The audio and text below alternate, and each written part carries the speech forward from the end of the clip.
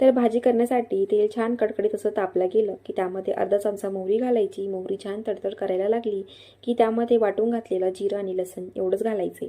आता हे जिरं लसण छान असं परतून घ्यायचं। मस्त गुलाबीसर असं व्हायला लागलं की आपण यामध्ये वाटून घेतलेला मसाला यामध्ये घालणार आहोत। तर हा मसाला वाटत असताना सुरुवातीला तो तसाच फिरून घ्यायचा।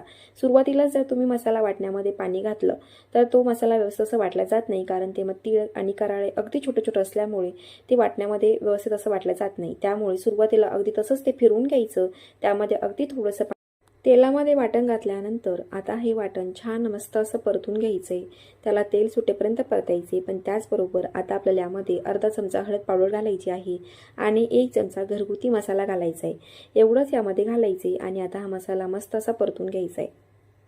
तर तयार मसाला आपल्याला छान तेल सुटेपर्यंत तळून घ्यायचा आहे, म्हणजे भाजून घ्यायचा आहे। तर त्यासाठी यामध्ये थोडंसं पाणी घालायचं आणि पाणी घातल्यानंतर आता गॅस हा फुल किंवा मध्यम ठेवायचा आणि मध्यम गॅसवरती तुम्ही सतत चमच्याने हलवत त्याला बघू शकता छान तेल सुटेपर्यंत याला मस्त परतून घ्यायचं, म्हणजे ह्या भाजीला अगदी छान तरी सुद्धा येते आणि मस्त असं तेल सुटलेलं भाजी खायला सुद्धा खूप छान अशी लागते।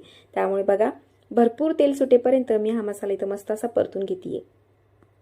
तर इथे हा मसाल्याला भरपूर असं तेल सुटल्यानंतर आपण जे कट करून किंवा खोडून घेतलेल्या ज्या चवळीच्या शेंगा होत्या त्या शेंगा आपण या तेलामध्येच किंवा या मसाल्यामध्ये घालून घेतल्यात। त्याला मस्त असं परतून घेतलंय। त्यानंतर त्यावरती चवीनुसार मीठ घातलेलं आहे आणि पुन्हा एकदा ते छान असं या तेलामध्येच किंवा या मसाल्यामध्येच मस्त असं परतून घ्यायच्या, म्हणजे ह्या शेंगांना छान असा मसाला लागला जातो। तर तुम्हाला हवी तशी घट्ट किंवा पातळ अशी इथं भाजी तयार करून घ्यायची। पण इथे मी ही भाजी बनवत असताना यामध्ये भरपूर अशा चवळीच्या शेंगा घातलेल्या असल्यामुळे मी याला खूप जास्त पाणी न घालता किंवा खूप जास्त घट्ट न ठेवता अगदी थोडंसंच पाणी घालणार, म्हणजे ह्या शेंगा शिजून। तर भाजी उकळत असताना सुरुवातीला गॅस अगदी फुल ठेवायचा आणि 2 ते 3 मिनिट फुल गॅसवरती भाजी मस्त अशी उकळून घ्यायची, म्हणजे यामध्ये आपण जेवढे पण पदार्थ घालतो त्यांचा अर्क या भाजीमध्ये छान असा उतरतो आणि त्यामुळे भाजीची छान अशी टेस्ट सुद्धा येते। त्यानंतर गॅस कमी करायचा आणि कमी गॅसवरती झाकण ठेवून आपल्याला ही भाजी 4 ते 5 मिनिट एवढी शिजवून घ्यायची। अगदी 4 ते 5 मिनिटांमध्ये अगदी परफेक्ट अशी ती भाजी शिजून होते। तर बघा काय मस्त अशी भाजी इथे तयार झालेली आहे। बघताच तोंडाला पाणी सुटावं एवढी छान ही भाजी तयार झाली आणि गरमागरम भाकरीसोबत तर ही भाजी खायला अतिशय मस्त अशी लागेल।